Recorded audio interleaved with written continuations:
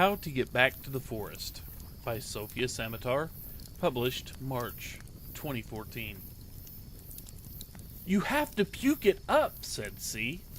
You have to get down there and puke it up. I mean down past where you can feel it, you know? She gestured earnestly at her chest. She had this old-fashioned cotton nightgown on, lace collar brilliant under the bathroom lights. Above the collar, her skin looked gray.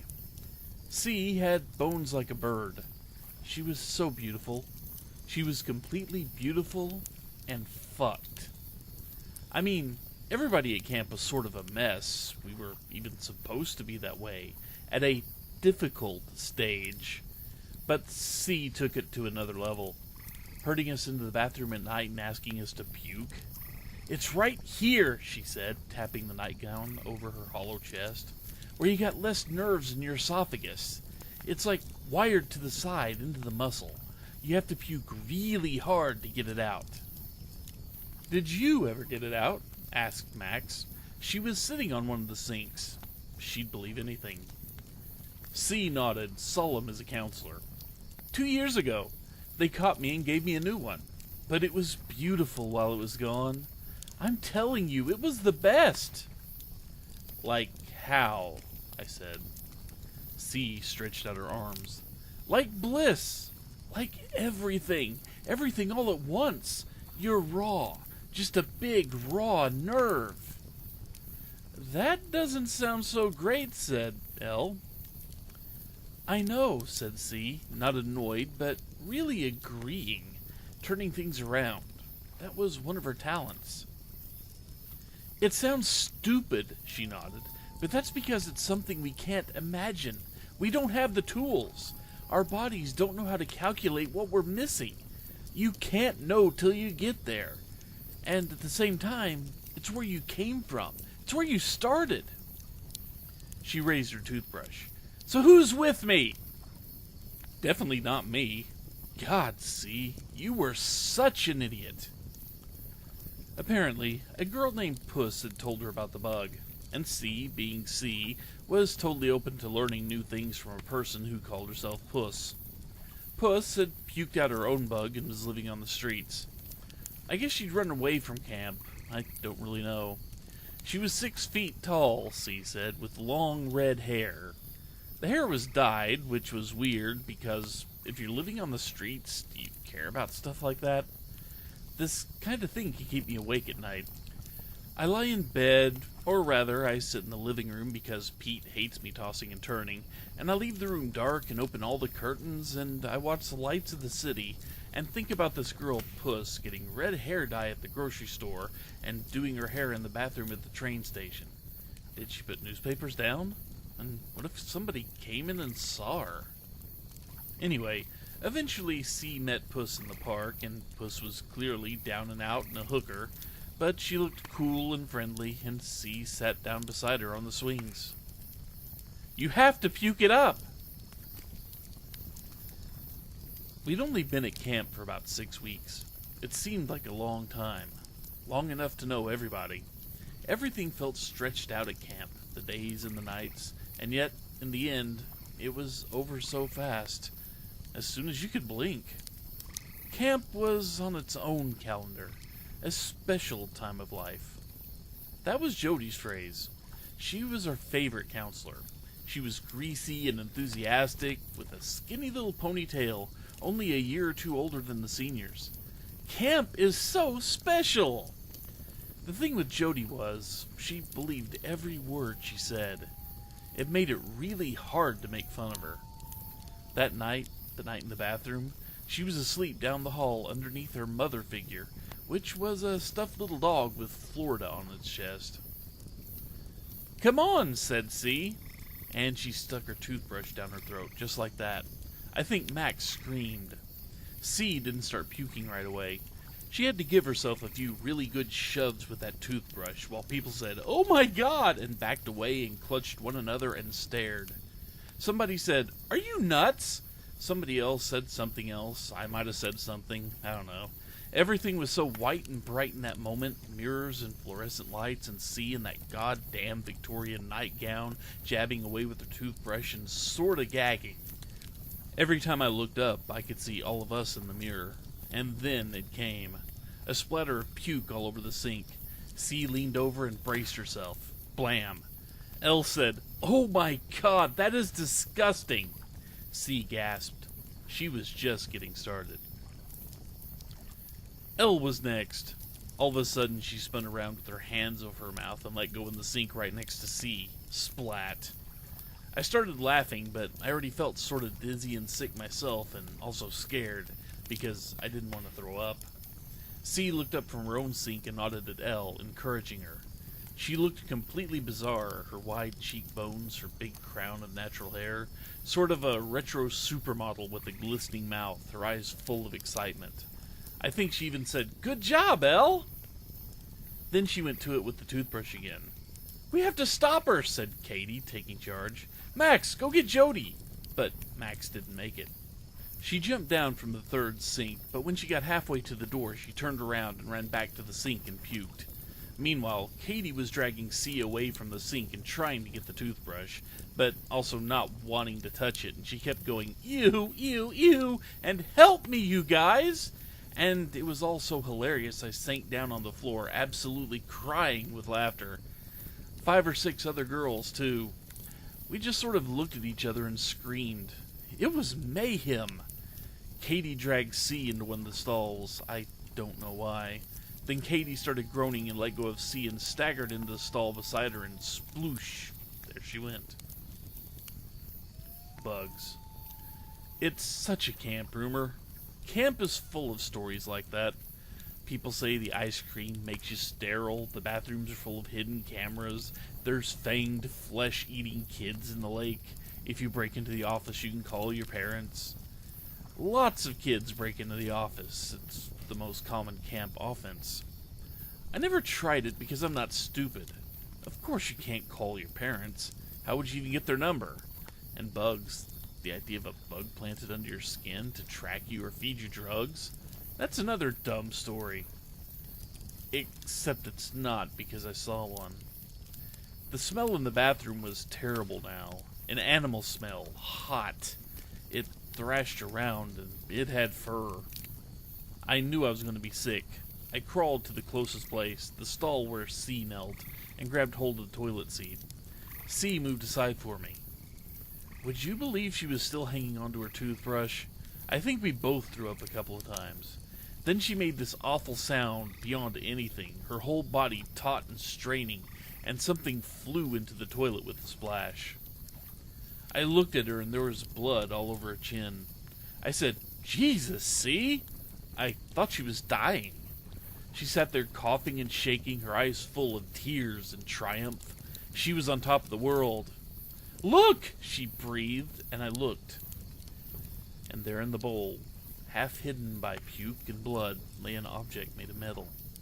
It actually looked like a bug. Sharp, blood-smeared legs. "Shit!" I said. I flushed the toilet. "Now you," said C, wiping her mouth on the back of her wrist. "I can't." "Tisha, come on." See, I couldn't. I really couldn't. I could be sick. In fact, I felt sicker than ever. But I couldn't do it that hard. I remember the look in your eyes. You were so disappointed. You leaned and spat some blood into the toilet. I whispered, "Don't tell anyone, not even the other girls." "Why not? We should all—" "No, just trust me." I was already scared. So scared. I couldn't bear the idea of camp without you. We barely slept that night. We had to take showers and clean the bathroom. Max cried the whole time, but for at least part of the night, I was laughing. Me and Katie flinging disinfectant powder everywhere. Katie was cool, always in sweatpants, and didn't give a shit about anything. "You know your friend is a head case, right?" she said.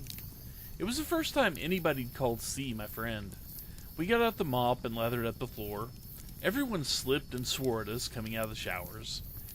C went skidding by in a towel. "Whee!" she shrieked.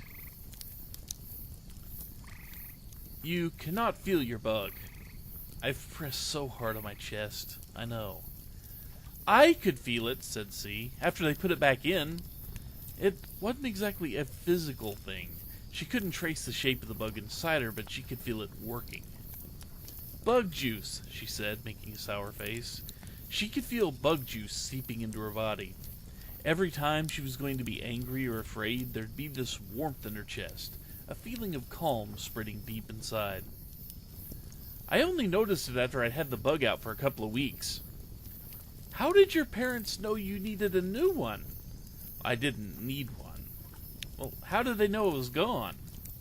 Well, I kind of had this fit. I got mad at them and started throwing food.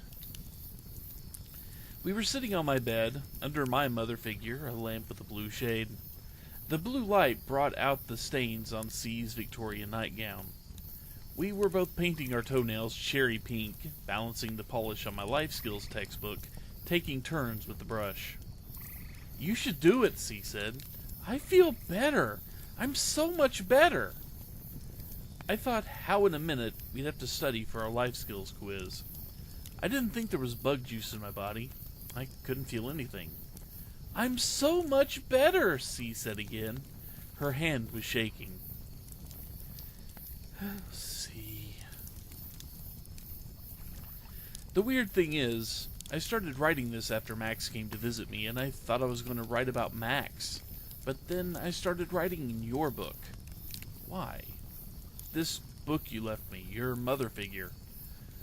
You practically threw it at me. Take it! It was the worst thing you could do to take somebody else's parent figure, especially the mom. Or maybe it was only us girls who cared so much about the moms. Maybe for the boys it was the dads. But anyway, taking one was the worst. You could basically expect the other kids to kill you. A kid got put in the hospital that way at a different camp, the one on the east side.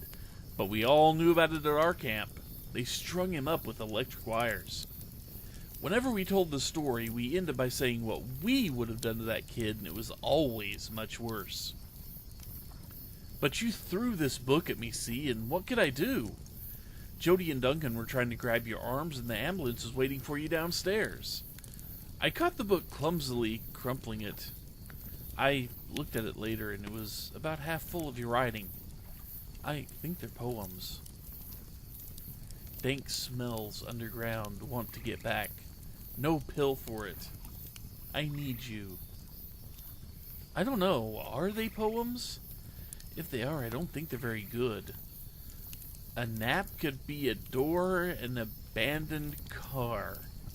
Does that even mean anything? Eat my teeth. I know them all by heart. I picked up this book when Max left. I wrote, "You have to puke it up." All of a sudden I was writing about you, surprising myself. I just kept going. Remembering camp, the weird sort of humid excitement there, the cafeteria louder than the sea, the shops. Remember the shops?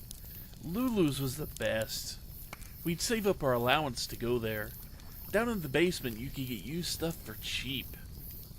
You got your leather jacket there. I got these red shoes with flowers on the toes. I love those shoes so much. I wonder where they went.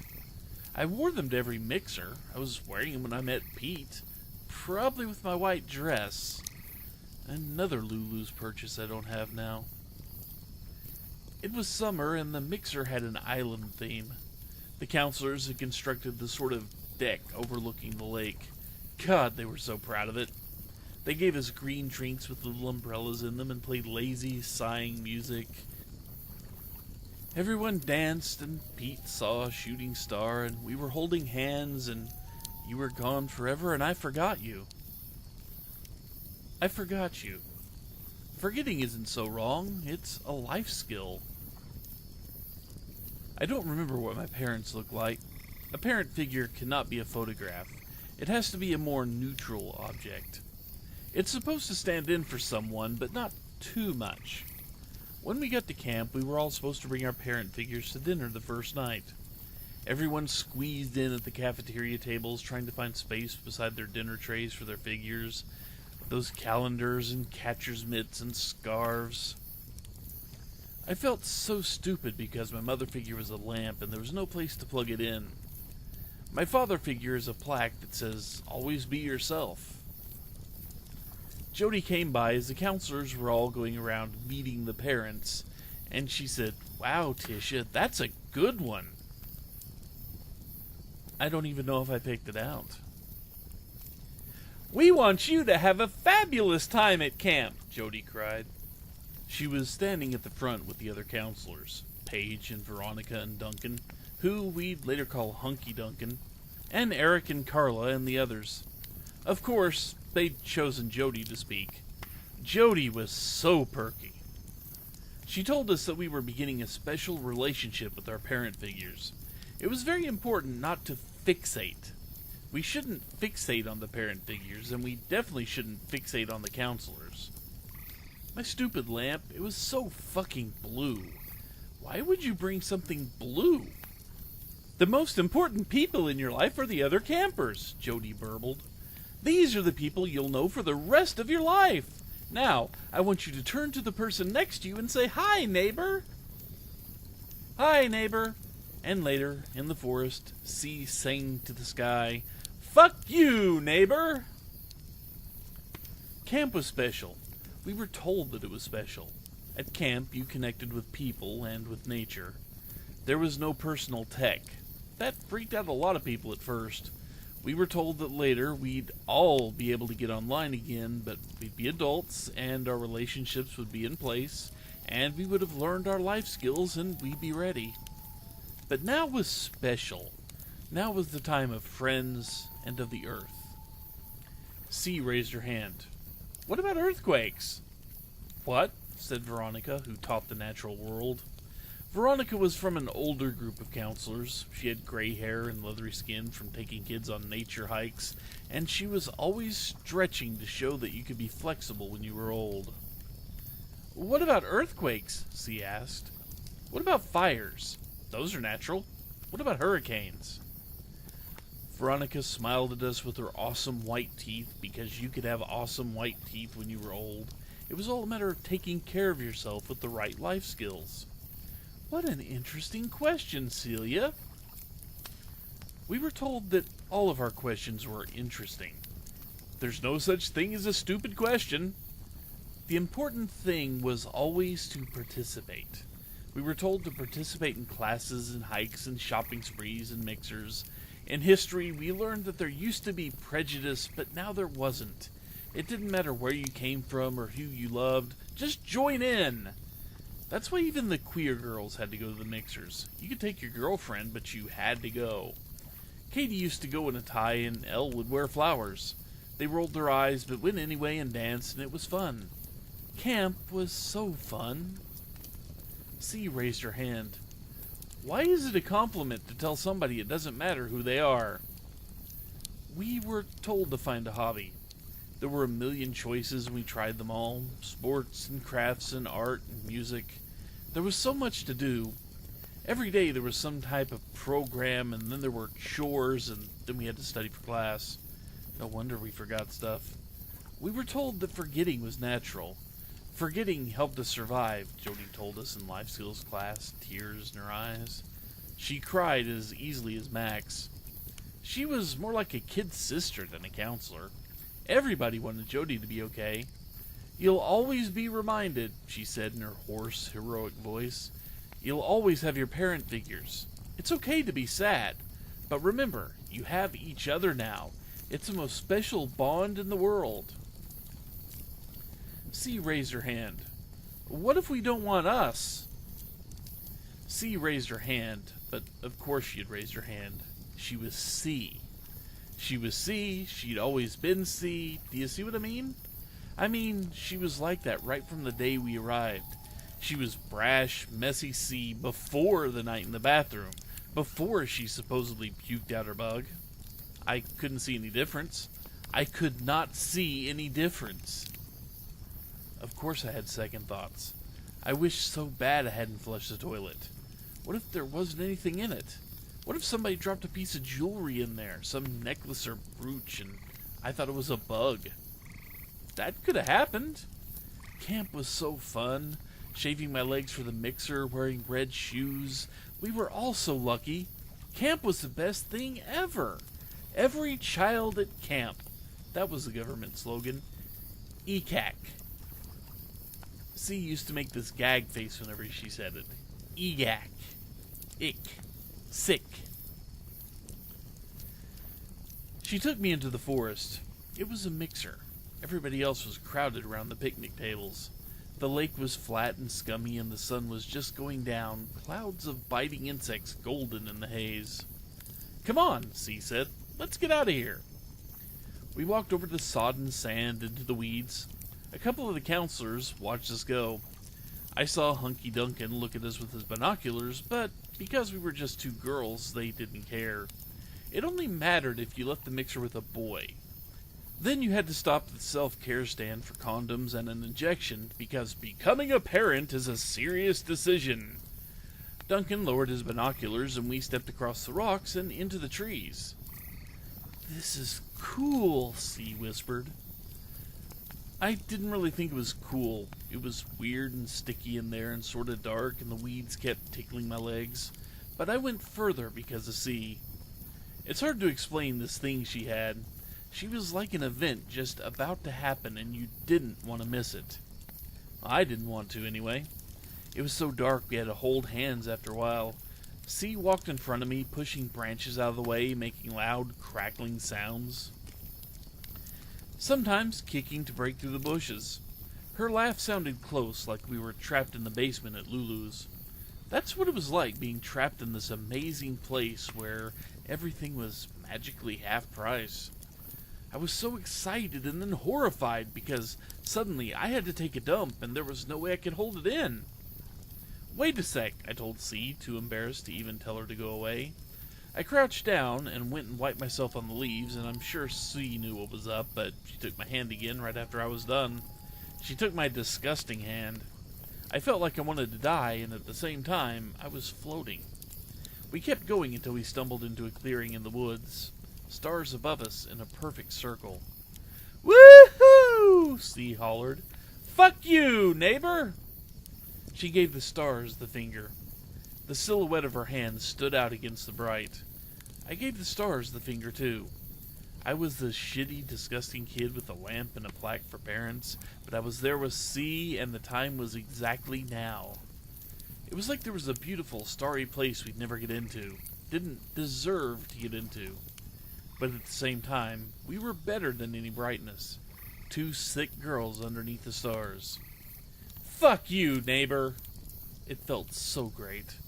If I could go anywhere, I'd want to go there. The counselors came for us after a while. A circle of them with big flashlights, talking in handsets. Jody told us they'd been looking everywhere for us. "We were pretty worried about you girls." For the first time, I didn't feel sorry for her. I felt like I wanted to kick her in the shins. Shit. I forgot about that until right now. I forget so much. I'm like a sieve. Sometimes I tell Pete I think I'm going senile, like premature senile dementia. Last month I suggested we go to Clearview for our next vacation, and he said, "Tish, you hate Clearview, don't you remember?" It's true, I hated Clearview. The beach was okay, but at night there was nothing to do but drink. So we're going to the Palace Suites instead. At least you can gamble there. See, I wonder about you still so much. I wonder what happened to you and where you are. I wonder if you've ever tried to find me. It wouldn't be hard. If you linked to the register, you'd know our graduating class ended up in food services. I'm in charge of inventory for a chain of grocery stores. Pete drives delivery, Katie stocks the shelves. The year before us, the graduates of our camp went into the Army. The year after us, they also went into the Army. The year after that, they went into communications technologies. The year after that, I stopped paying attention. I stopped wondering what life would have been like if I had graduated in a different year. We're okay. Me and Pete, we make it work, you know. He's sad because I don't want to have kids, but he hasn't brought that up for a couple of years. We do the usual stuff, hobbies and vacations, work. Pete's into gardening. Once a week, we'll have dinner with some of the gang. We keep our parent figures on the hall table like everyone else. Sometimes I think about how, if you graduated with us, you'd be doing some type of job in food services too. That's weird, right? But you didn't graduate with us. I guess you never graduated at all.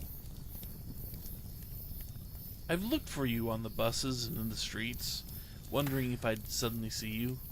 God, I'd jump off the bus so quick I wouldn't even wait for it to stop moving. I wouldn't care if I fell in the gutter. I remember your tense face, your nervous look when you found out that we were going to have a checkup. I can't have a checkup, you said. Why not? I asked. Because, you said. Because I'll see my bug is gone. And I don't know. I felt sort of embarrassed for you. I'd convinced myself the whole bug thing was a mistake, a hallucination. I looked down at my book, and when I looked up, you were standing in the same place with an alert look on your face as if you were listening. You looked at me and said, I have to run. It was the stupidest thing I'd ever heard. The whole camp was monitored practically up to the moon. There was no way to get outside. But you tried. You left my room, you went straight out your window, and broke your ankle. A week later, you were back. You were on crutches and you looked wrecked, destroyed. Somebody cut your hair, shaved it close to the scalp. Your eyes stood out, huge and shining. They put a bug in me, you whispered. And I just knew. I knew what you were going to do. Max came to see me a few days ago. I felt sick ever since. Max is the same, hunched and timid. You'd know her if you saw her. She sat in my living room and I gave her coffee and lemon cookies, and she took one bite of a cookie and started crying. See, we miss you. We really do. Max told me she's pregnant. I said congratulations. I knew she and Evan had been wanting one for a while. She covered her eyes with her hands. She still bites her nails, and one of them was bleeding, and she just cried. Hey, Max, I said. It's okay. I figured she was extra emotional from hormones or whatever, or maybe she was thinking of what a short time she'd have with her kid now that kids start camp at 8 years old. It's okay, I told her, even though I'd never have kids. I couldn't stand it. They say it's easier on the kids going to camp earlier. Me and you and Max, we were the tail end of Generation Teen. Max's kid will belong to Generation 8. It's supposed to be a happier generation, but I'm guessing it will be sort of like us. Like us, the kids of Generation 8 will be told they're sad, that they need their parents, and that's why they have parent figures, so that they can always be reminded of what they've lost, so that they can remember they need what they have now. I sat across the coffee table from Max, and she was crying, and I wasn't hugging her because I don't really hug people anymore. Not even Pete, really. I'm sort of mean that way. It's just how I turned out. Max said, do you remember that night in the bathroom with C? Do I remember? Her eyes were all swollen. She hiccuped. I can't stop thinking about it. I'm scared. She said she had to send a report to her doctor every day in her phone. How she was feeling, had she vomited? Her morning sickness wasn't too bad, but she'd thrown up twice, and both times she had to go in for a checkup. So? I said. So, they always put you to sleep, you know. Yeah. I just said, yeah. Just sat there in front of her and said, yeah, like I was a rock. After a while, I could tell she was feeling uncertain, and then she felt stupid. She picked up her stuff and blew her nose and went home. She left the tissues on the table, and one of them spotted with blood from her bitten nail. I haven't really been sleeping since she left. I mean, I've always had trouble sleeping, but now it's a lot worse, especially since I started writing in your book. I just feel sick, see? I feel really sick. All those checkups, so regular. Everyone gets them. But you're definitely supposed to go in if you're feeling nauseous, if you vomited. It might be a super flu. The world is full of viruses. Good health is everyone's business. And yeah, they put you to sleep every time. Yeah. They put a bug in me, you said. Camp was so fun. Jody came to us, wringing her hands. C has been having some problems, and it's up to all of us to look after her, girls. Campers, stick together! But we didn't stick together, did we? I woke up and you were shouting in the hall, and I ran out there and you were hopping on your good foot, your toothbrush in one hand, your mother figure notebook in the other, and I knew exactly what they caught you doing. How did they catch you? Were there really cameras in the bathroom? Jody'd called Duncan. That was how I knew how bad it was. Hunky Duncan in the girls' hallway, just outside the bathroom, wearing white shorts and a seriously pissed off expression. He and Jody were grabbing you and you were fighting them off. Tisha, called Jody. It's okay. C's just sick. She's going to the hospital. You threw the notebook. Take it, you snarled. Those were your last words. Your last words to me. I never saw you again except in dreams. Yeah, I see you in dreams. I see you in your white lacy nightgown. See? I feel sick. At night I feel so sick I walk around in circles. There's waves of sickness and waves of something else. Something that calms me, something that's trying to make the sickness go away. Up and down it goes, and I'm just in it. I'm trying to stand, and then I sleep again, and I dream you're beside me. We're leaning over the toilet, and down at the very bottom there's something like a clump of trees, and two tiny girls are standing there giving us the finger. It's not where I came from, but it's where I started. I think of how bright it was in the bathroom that night, and how some type of loss swept through all of us. Electric. And you'd started it. You'd started it by yourself, and we were with you in that hilarious and total rage of loss. Let's lose it. Let's lose everything. Camp wasn't fun. Camp was a fucking factory. I go out to the factory on Fridays to check my lists over coffee with Elle. The bus passes shattered buildings, stick people rooting around in the garbage. 3 out of 5 graduating classes join the army. Give me the serenity to accept the things I cannot change. How did I even get here? I'd ask my mom if she wasn't a fucking lamp. See, I feel sick. I should just grab my keys, get some money, and run to Max's house. We should both be sick. Everybody should lose it together. I shouldn't have told you not to tell the others. We should have all gone together. My fault. I dream I find you and Puss in a bathroom in the train station. There's blood everywhere. You laugh and tell me it's hair dye. See, it's so bright. It makes me sick. I have to go now. It's got to come out.